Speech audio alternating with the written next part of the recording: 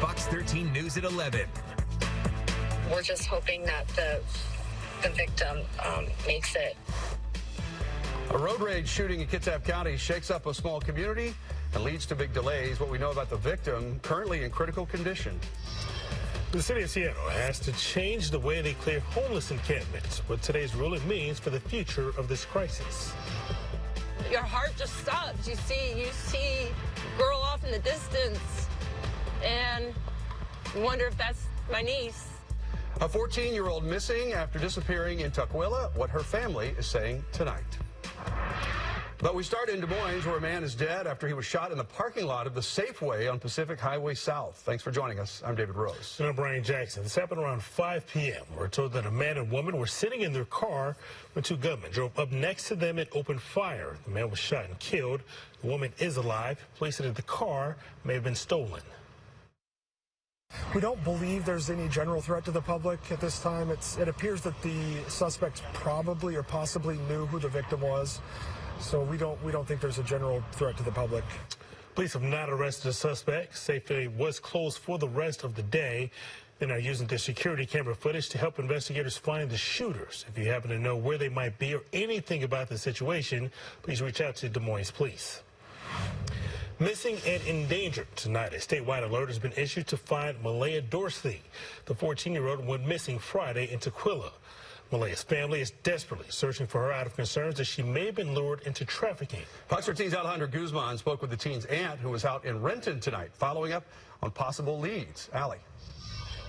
The family says two people have reported seeing Malaya walk this very same parking lot the first time, happening just hours after she left her home. Her aunt has since been walking up and down, posting flyers, handing them out, hoping someone will recognize her and call 911. Every single car out here and every single person I've seen walking through this parking lot is suspect to me. As safe and inviting as this shopping center may look, it's now Rachel Marion's worst nightmare. I don't trust anyone. Her 14-year-old niece, Malaya Dorsey, who is turning 15 in just 48 hours, was reported missing Friday around 1 a.m. She told her brothers that she would be back in the morning, and she left in a long black dress and a lightweight white coat. Her hair was partial braids and curly in the back. Malaya never came home. Literally circling downtown Renton.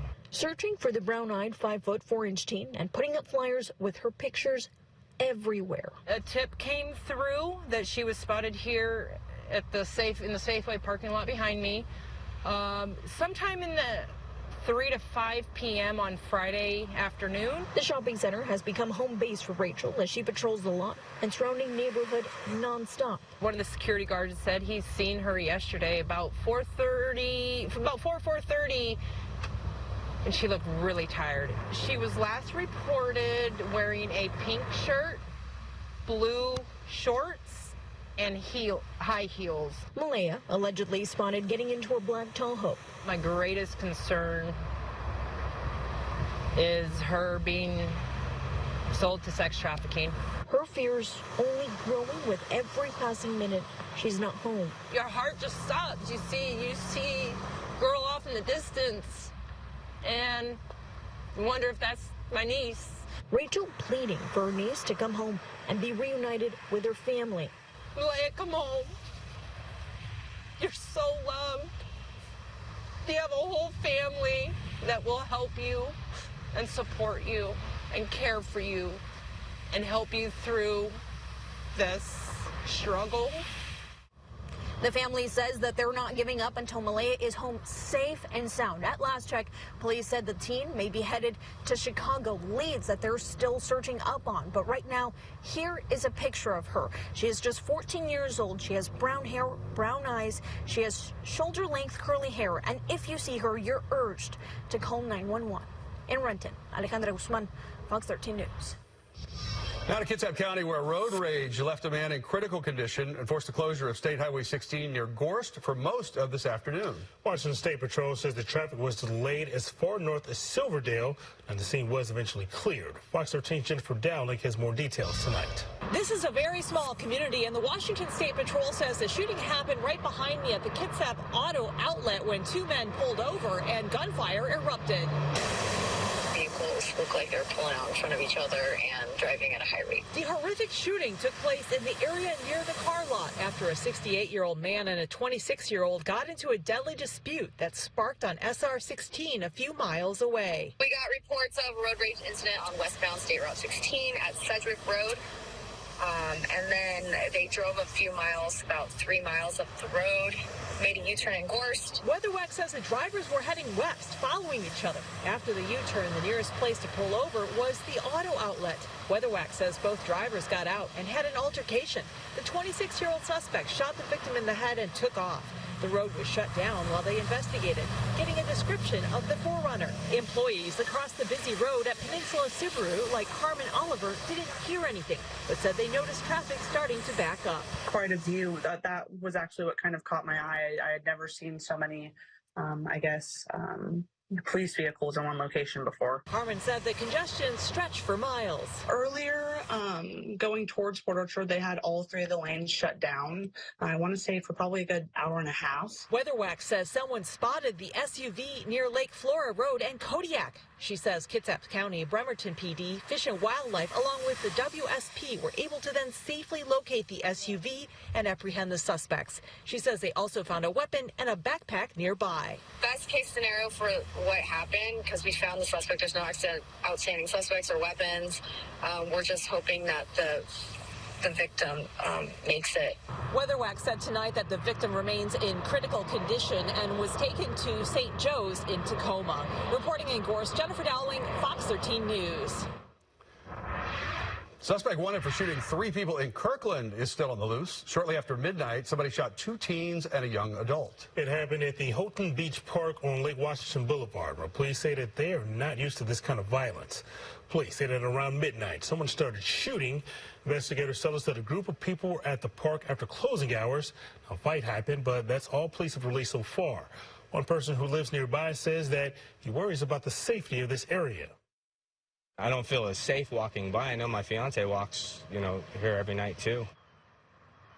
Now, police have not said what led up to the gunfire. They also have not released any information about the suspects or victims.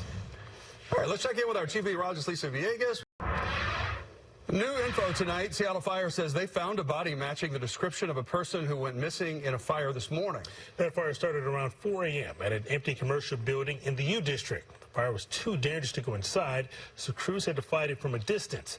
Bystanders told firefighters that someone had been seen on the roof and had since gone missing.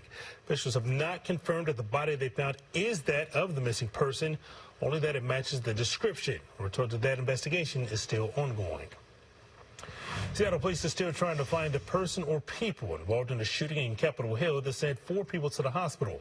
It happened over the weekend on Broadway and Pike. Now, this is the same area of Capitol Hill where the block party was, but it closed down at midnight, and the shooting happened about an hour and a half after during an illegal street racing event.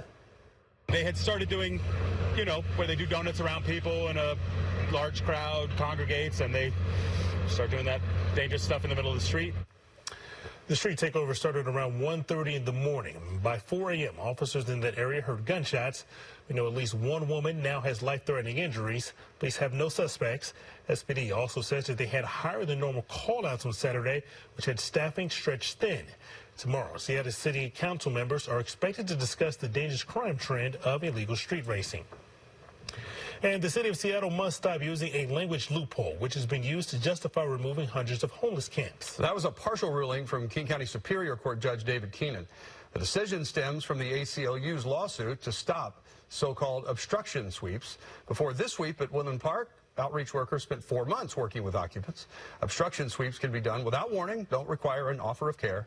Judge Keenan says the city's definition of obstruction, though, is so loosely worded that it can be applied to almost any tent or camp, even if there's no real hazard. The ACLU is suing on behalf of people who lost their property in these clearouts. The Seattle City Attorney's Office says it will appeal the latest ruling. It does not mean sweeps cannot continue to happen. Coming up, a new law that is making it easier for trans youth in Washington to get care.